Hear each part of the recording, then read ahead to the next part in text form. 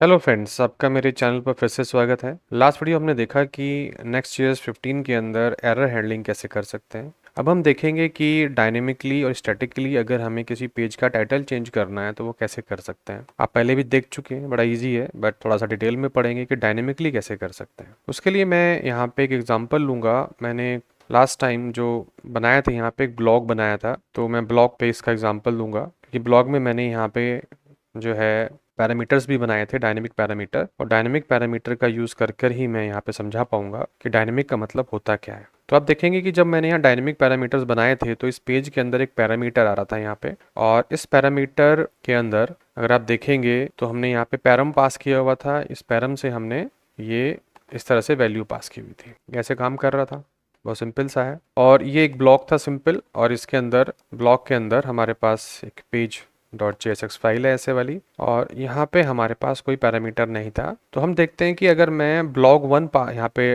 Display करता हूँ, मतलब जैसे मेरे पास ये ब्लॉग है, यहाँ पे आप देख रहे हैं कि ये ब्लॉग वाला पेज खुल के आ रहा है, लेकिन अगर मैं यहाँ पे ब्लॉग वन लिखता हूँ तो 404 आ जाएगा, क्योंकि ये तो है ही नहीं। लेकिन ब्लॉक्स के अंदर अगर ब्लॉग वन लिखता हूँ, ब्लॉग वन, तो आप देखेंगे यहाँ पे ब्लॉग वन लिखा आ रहा है, this is a nested route blog one under block. तो ये एक है, स्टैटिक है, लेकिन यहाँ पे जो टाइटल आ रहा है ना, वो डॉक्टर विपिन क्लासेस आ रहा है। मैं चाहता हूँ कि जब मैं ब्लॉग पे क्लिक करूँ यहाँ पे, तो देखो ब्लॉग पे यहाँ पे ब्लॉग लिखा है। जब ब्लॉग वन पे जाऊँ तो ब्लॉग वन लिखा है।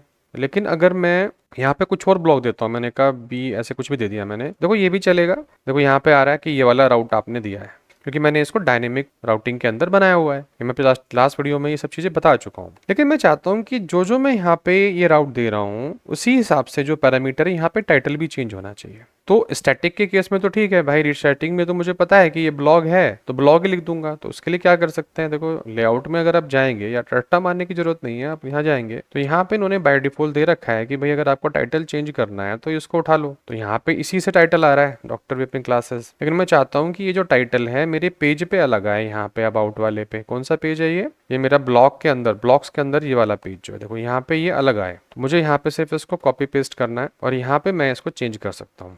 मैंने इसको कहा कि यहाँ पे ब्लॉक्स लिखा आ जाए।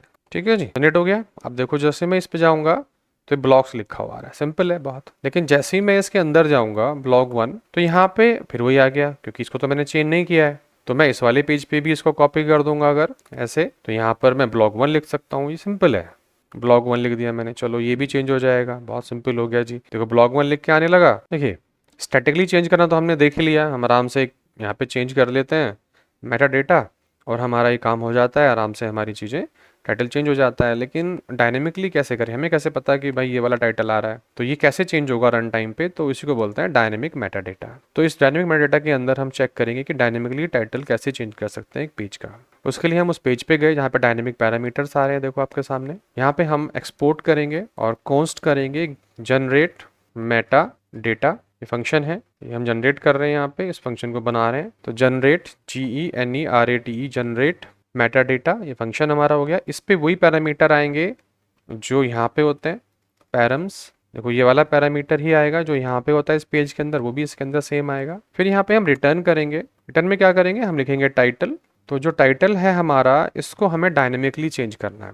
तो इस पे हम लिख देते हैं आराम से कि भाई जो ब्लॉग है उसका पैरामीटर हम यहाँ डाल देते हैं। तो हमने क्या किया, हमने इस तरह से लिखा इसको, हमने इसको डॉलर डाला ऐसे, और यहाँ पे हमने कहा पैरम्स डॉट, और हमारे पास जो पैरामीटर है आप देखेंगे मैंने यहाँ पे क्या है, बी नेम। बी नेम मैंने प्रिंट कर रखा है, तो मैं यहाँ पे इस पे बी नेम को प्रिंट कर देता हूँ ऐसे। तो मेरा टाइटल जो है वो बी नेम वाला टाइटल आ जाएगा, जो भी चेंज हो रहा है। चेक करते हैं कि क्या ऐसे हुआ। ये देखो ब्लॉक 3 आ गया। अब मैं यहाँ पे ब्लॉक 4 5 जो भी लिखता हूँ, देखो ब्लॉक 5 आ गया, दिख रहा है। तो जो भी मैं यहाँ पैरामीटर दूंगा, अगर मैं कोई पैरामीटर नहीं दूंगा तो ब्लॉक्स है ही मेरा, तो आराम से ब्लॉक्स लिखा हुआ आ रहा है।